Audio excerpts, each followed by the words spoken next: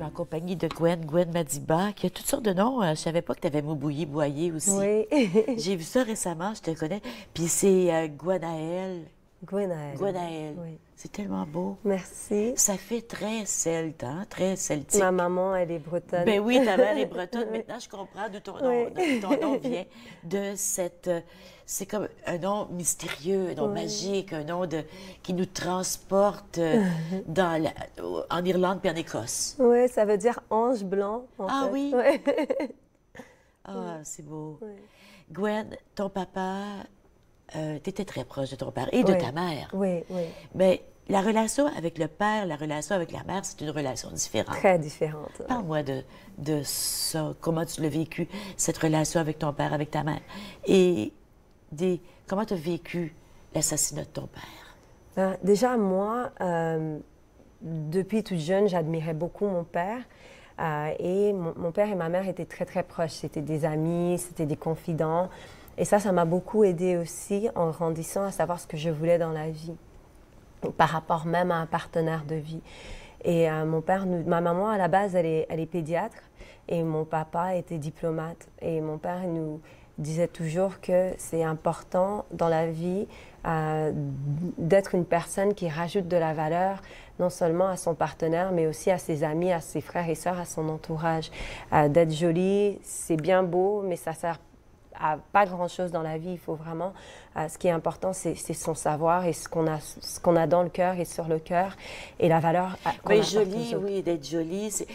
Jolie, ça vient du cœur. Oui, oui. Beau, esthétique, ça vient pas nécessairement du cœur. Mais quand je dis quelqu'un est joli, Antoine de Saint-Exupéry dit, je pense que c'est dans Le Petit Prince, dit ça doit être utile puisque c'est joli. Ouais. Donc, quand tu dis joli, c'est une beauté, c'est une qualité qui vient du cœur. Voilà, moi je trouvais que la beauté, c'était plutôt intérieur Oui, et être en effet. jolie, c'était plutôt, bon, ben, t'es jolie. OK. Mais pour moi, être une belle personne, c'est une personne qui a la main sur le cœur. C'est Oui. une personne qui met les autres aussi au centre. Et donc, je trouve que surtout dans le monde dans lequel on vit actuellement, il y a un accent qui est mis sur être jolie, être parfaite, être belle, être ceci, être cela, et qui confond complètement les gens et qui perd complètement les gens.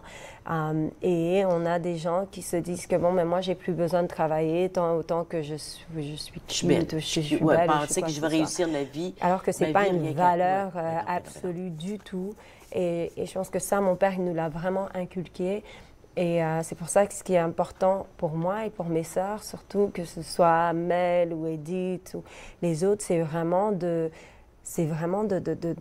d'apporter de la valeur aux gens qui sont autour de nous, de laisser un impact sur les gens positif partout où on passe. Rien que pour donner une idée aux gens de comment tu as pu faire ça, rien que depuis, écoute, quand tu as créé le réseau d'empowerment de la jeunesse qui s'appelle ACT, J'agis, qui organise toutes sortes d'activités pour donner confiance aux jeunes. Et justement, iAct a été vraiment lancé et fondé, même le nom, par Virgile Kofi, qui est un jeune Ivoirien à l'Université d'Ottawa, qui nous a tous amenés dedans. On était un groupe d'amis et qui nous a dit, voilà le projet, est-ce que vous êtes dedans? Et on est devenus tous, par cela, cofondateurs de ce réseau-là. On a essayé de s'entraider vraiment. Et donc, ça a été tes premières armes. Ensuite, tu as été nommée une des 100 femmes les plus influentes au Canada par Women Executive Network.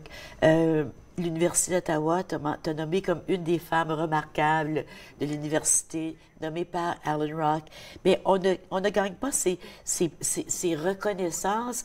L'autre jeune noir qui inspire dans le magazine Next Big Thing, on ne gagne pas ces reconnaissances en étant jolie dans un coin, toute belle, toute cute.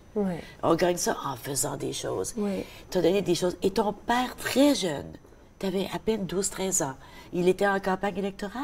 Ils étaient en campagne électorale pour l'ancien président et il y avait la vague jeunesse aussi. Donc, il m'avait mise comme jeune directrice de campagne avec lui pour la jeunesse. Donc, j'étais chargée de faire part de discours et de faire des discours aussi devant des centaines de personnes.